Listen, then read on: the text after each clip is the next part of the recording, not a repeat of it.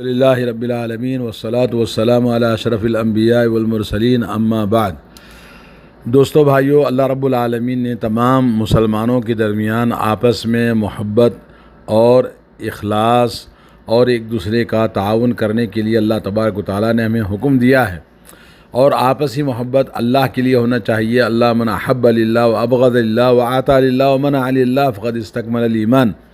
رسول اللہ صلی اللہ علیہ وسلم نے فرمایا، جس نے اللہ کے لیے محبت کی، جس نے اللہ کے لیے نفرت کیا، اور جس نے اللہ کے لیے عطا کیا، دیا، کسی کو کچھ بھی دیا اور اللہ کے لیے کسی چیز کو دینے سے منع کر دیا، تو اس نے اپنا ایمان مکمل کر لیا۔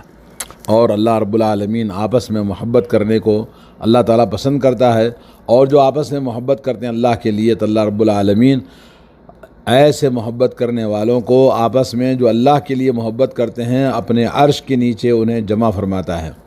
اور اسلام کا سب سے مضبوط کڑا ہے کہ آپسی تعلقات میں آدمی ایک دوسرے سے محبت کرے، ایک دوسرے سے تعلقات کو استوار رکھے، اور کوئی مسلمان کسی مسلمان سے کسی بھی قسم کا نفرت والا کام نہ کرے، کیونکہ ہر مسلمان کے لیے لازم ہے کہ دوسرے مسلمان کی عزت و آبرو اور اس کا مال اور اس کی جان، سب کچھ اس کی حفاظت اللہ رب العالمین نے دین کی وجہ سے عطا فرمایا ہے۔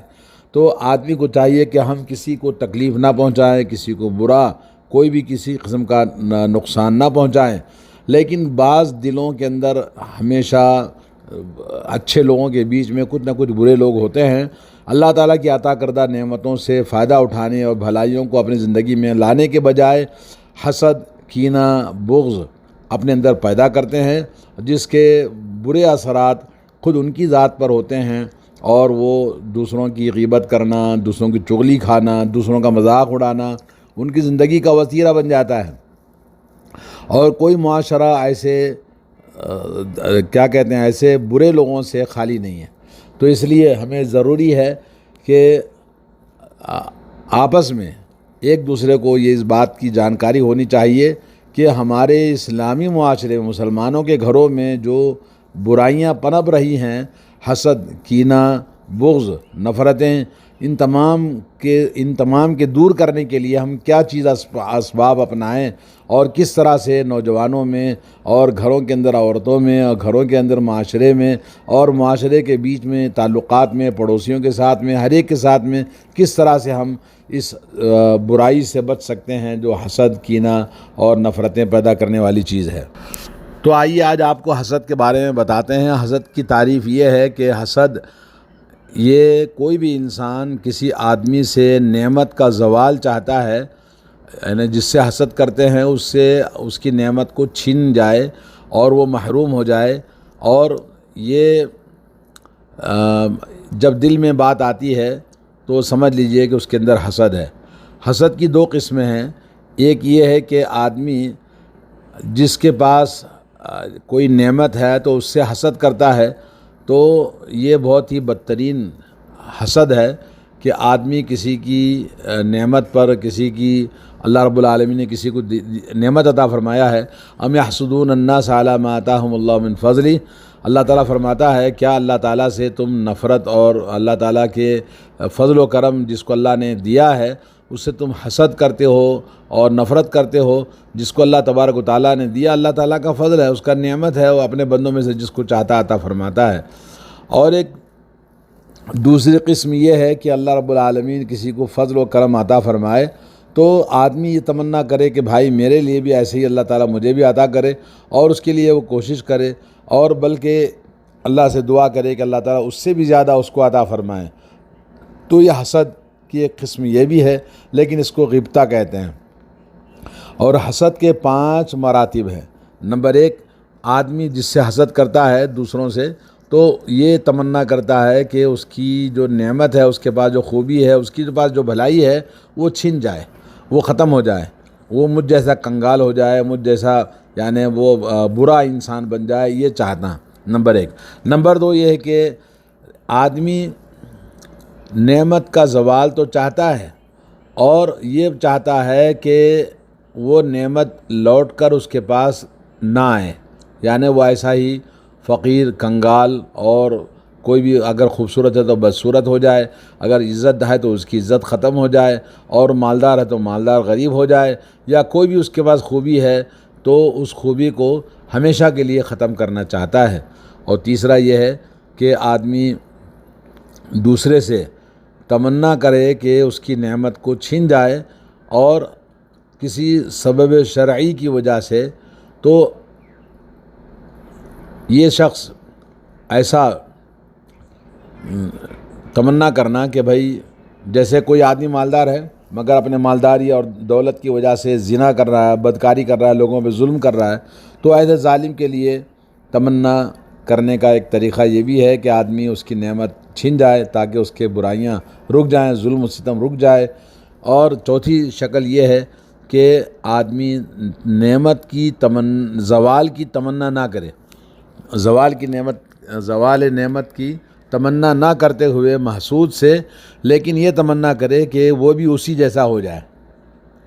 اگر وہ اس جیسا نہیں ہو سکتا ہے تو کم از کم نہ ہونے کی صورت میں پھر وہ تمنا کرتا ہے کہ اس سے وہ نعمت چھین جائے، یا ہے کہ وہ اس آدمی کو یہ خواہش کرے کہ وہ بھی اس جیسا برابر ہو جائے اور اس سے آگے نہ بڑھے، لیکن یہ بھی مذموم حرکت ہے۔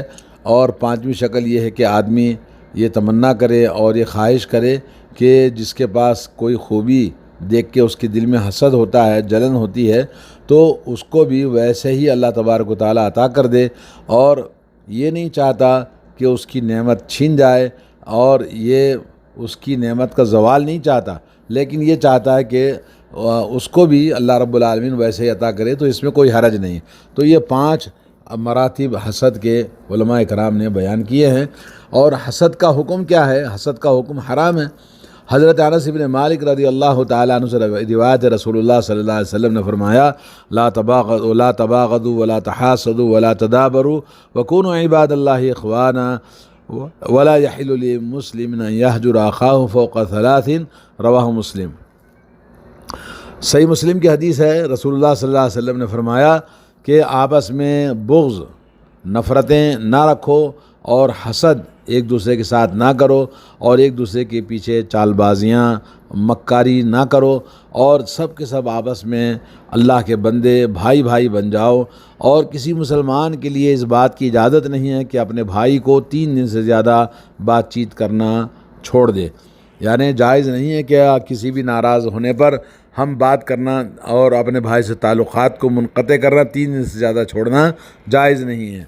اور حسد کے اسباب کیا ہیں جس کی وجہ سے آدمی کے اندر حسد پیدا ہوتا ہے؟ تو ہم اس کو تقسیم کر سکتے ہیں کہ ایک حاسد ہے اور دوسرا محسود۔ یہ دونوں ایک چیز ہے، جیسے آپس میں عداوت ہے، دشمنی ہے، تو اس کی وجہ سے یہ حاسد پیدا ہوتا ہے کہ آدمی کسی سے دشمنی ہے، کسی سے نفرت ہے، کسی سے کوئی بات پر ناراض ہے، تو اس کی وجہ سے اپنے دل میں حسد پیدا کر لیتا ہے۔ اور دوسرا یہ ہے کہ آدمی یہ اپنی عزت کے خاطر، اپنی بڑائی کے خاطر، یہ بھی حاسد کے دل میں حسد پیدا ہونے کا سبب بنتا ہے۔ اور تیسری چیز یہ ہے کہ آدمی اپنے آپ کو لیڈر بننا چاہتا ہے اور اپنا مقام لیڈرشپ چاہتا ہے، تو اس کی وجہ سے وہ حسد کرنے لگتا ہے کسی دوسروں سے کہ اس سے آگے کوئی لیڈر نہ بنے، اس سے بڑا کوئی آدمی معاشرے میں نہ ہو، تو دوسروں سے بڑائی دیکھی نہیں جاتی تو اس سے حسد پیدا کرتا ہے۔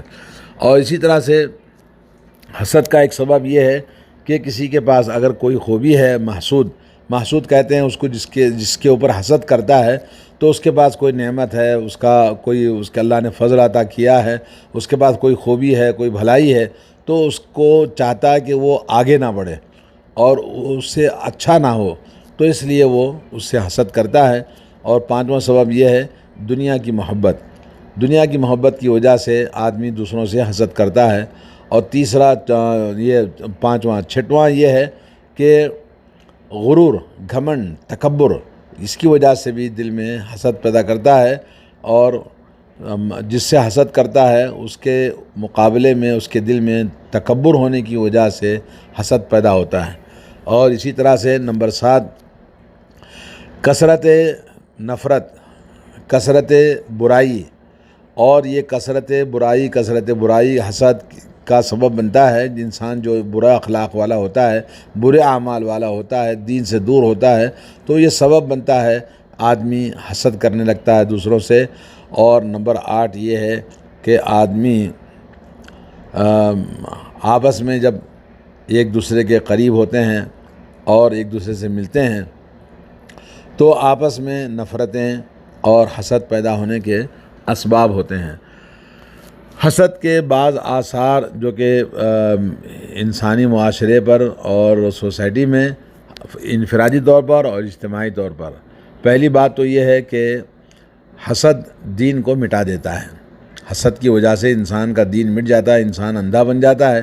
اور اللہ کے نبی صلی اللہ علیہ وسلم نے فرمایا دب الیکم داء الامم قبلکم البغضاء والحسد ہی حالقۃ الدین لا حالقۃ الشعر.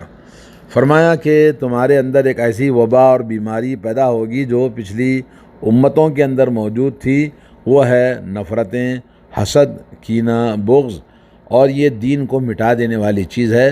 اور یہ مٹا دینے والی یعنی سر کے بال نہیں، اللہ حالقۃ الشعر یعنی سر کے بالوں کو نہیں مٹاتی بلکہ دین کو مٹا دیتی ہے، دین کو صفا چٹ کر دیتی ہے. یہ حسد کے آثار ہیں. سب سے پہلے جو پچھلی امتوں کے اندر بھی یہ چیز بیماری تھی اور یہ امت کے اندر بھی یہ بیماری ہوگی. اور دوسرا یہ ہے کہ حسد کی وجہ سے انسان کا ایمان ختم ہو جاتا ہے. ایمان ختم ہو جاتا ہے. رسول اللہ صلی اللہ علیہ وسلم کی حدیث ہے لا یجتمع فی جوف عبد غبار فی سبیل اللہ وفیح جہنم ولا یجتمع فی جوف عبد الایمان والحسد. کہ کسی بھی بندہ مومن کے دل میں اللہ کے راستے میں جہاد کا غبار اور جہنم کی آگ دونوں جمع نہیں ہو سکتے ہیں. یعنی جو آدمی اللہ کے راستے میں جہاد کرتا ہے وہ کبھی جہنم میں نہیں جائے گا. اور دوسری چیز آپ نے بتائی کہ کسی بھی بندہ مومن کے دل میں ایمان اور حسد دونوں ایک ساتھ جمع نہیں ہو سکتے ہیں. مطلب یہ کہ حسد آیا تو ایمان چلا گیا. تو اس لیے آدمی کو چاہیے کہ اپنے ایمان کو بچائے اور حسد سے محفوظ رہے. اور نمبر 3 یہ کہ اس کا نقصان کہ آدمی کی زندگی سے خیر ختم ہو جاتا ہے اور وہ دوسروں میں سوسائٹی میں نفرتیں پھیلانا شروع کر دیتا ہے، لوگوں کی شکایتیں کرتے ہوئے. کیونکہ اللہ کے نبی صلی اللہ علیہ وسلم نے فرمایا لا یزال الناس بخیر ما لم یتحاسدوا. لوگ ہمیشہ بھلائی میں رہیں گے جب تک کہ آپس میں ایک دوسرے کے ساتھ حسد نہیں کریں گے. آج ہمارے اندر خیر کیوں نہیں ہے؟ اس لیے کہ ہمارے معاشرے میں ہم ایک دوسرے کے ساتھ حسد کرتے ہیں. اور حسد انتقام لینے پر انسان کو مختلف طریقے سے اس کو مکاری اور شیطان راستے دکھاتا ہے. نمبر 4 یہ ہے کہ حسد کی وجہ سے اللہ تعالیٰ کی ناراضگی اور برائیاں وہ اپنی زندگی میں لیتا ہے. الحسد یاکل الحسنات کما تاکل النار الحطب. نبی علیہ الصلوۃ والسلام نے فرمایا حسد ان نیکیوں کو ایسے ہی کھا جاتا ہے جیسے آگ لکڑی کو کھا جاتی ہے. ویسے ہی لوگ جب حسد کرنے لگتا ہے تو اللہ کا غضب اس کے اوپر نازل ہوگا اور اپنی زندگی میں برائیاں اور گناہ کا بوجھ اٹھانے لگتا ہے. نمبر 5 اس کا نقصان یہ ہے کہ حسد کرنے والا لوگوں کے نزدیک بڑا ہی ناپسندیدہ انسان ہوتا ہے اور لوگوں کو نفرت کرتا ہے، لوگ اس سے نفرت کرتے ہیں اور لوگوں کی دشمنیوں پر اتر آتا ہے. اللہ کے نبی صلی اللہ علیہ وسلم نے فرمایا شر الناس من یبغض الناس ویبغضونہ. لوگوں میں بدترین وہ لوگ ہیں جو لوگوں کے ساتھ نفرت کرتا ہے اور لوگ اس سے نفرت کرتے ہیں. لا حول ولا قوت الا باللہ. نمبر 6 اس کا نقصان یہ ہے کہ الحاسد، یہ حاسد جو ہوتا ہے وہ اپنے جس سے حسد کرتا ہے ہمیشہ اس کی برائی کرتا ہے، جو کہ کسی بھی طرح سے اس کے لیے حلال نہیں ہے. کبھی اس کے اوپر جھوٹ بولے گا، کبھی اس کی غیبت کرے گا اور کبھی اس کے راز کو ظاہر کرے گا کہ اس کے اندر یہ چیز ہے. تو اسی طرح سے دوستو ہمیں ان تمام برائیوں سے جو نقصانات آپ نے سنے ہیں ان سے بچنا بہت ضروری ہے. حسد کے سلسلے میں قرآن کی دلیل اور آپ دیکھ لیں حدیث کی تو بہت ساری آپ نے سنی. سب سے پہلا حسد کا وبا اور بیماری اور یہ نفرت آسمان میں شیطان نے پیدا کیا تھا۔ اللہ تعالیٰ فرماتا وَإِذْ قُلْنَا لِلْمَلَائِكَةِ اسْجُدُوا لِآدَمَ فَسَجَدُوا إِلَّا إِبْلِيسَ، جب اللہ نے کہا اللہ تعالیٰ نے فرشتوں سے کہا کہ سجدہ کرو تو آدم علیہ السلام کو انہوں نے سجدہ کیا سوائے ابلیس کے، کان من الجن، وہ جنوں میں سے تھا اور اس نے بہت ہی بڑا گناہ کیا اور اپنے رب کی نافرمانی کی، اور اس کے اندر سب سے پہلے حسد کا ظہور وہیں سے شروع ہوتا ہے۔ تو یہ سب سے پہلا گناہ ہے جو آسمان میں اللہ تعالیٰ کی بارگاہ میں حسد کرنے والا شیطان نے آدم علیہ السلام سے حسد کیا اور ان کو جنت سے نکالنے کی پوری طرح کوشش کر کے کامیاب ہو گیا۔ اور دوسری چیز اللہ تعالیٰ نے فرمایا زمین پر سب سے پہلا گناہ وَاتْلُ عَلَيْهِمْ نَبَأَ ابْنَيْ آدَمَ بِالْحَقِّ، اللہ تعالیٰ نے آدم علیہ السلام کے 2 بیٹوں کا قصہ بیان کیا جس میں سے حابیل اور قابیل نے ایک دوسرے کے ساتھ حسد کر کے اپنے بھائی کو قتل کر دیا۔ تو یہ سب سے پہلا گناہ ہے زمین پر جو حسد کی بنا پر قتل کر دیا بھائی نے۔ نمبر 3 ہے کہ وَدَّ كَثِيرٌ مِّنْ أَهْلِ الْكِتَابِ، اہل کتاب میں سے بہت سارے لوگ یہ چاہتے ہیں کہ آپ کو ایمان کے بعد پھر مرتد کر دیں، حسدا من عند انفسہم من بعد ما تبین لہم الحق، ان کے سامنے دین حق واضح ہونے کے بعد حسد کی وجہ سے وہ چاہتے ہیں کہ آپ بھی مرتد ہو جائیں یہودیوں کی طرح، نصارہ کی طرح، ان کے یہ صفات ہیں۔ تو یہ کافروں ہمیشہ حسد کرتے ہیں۔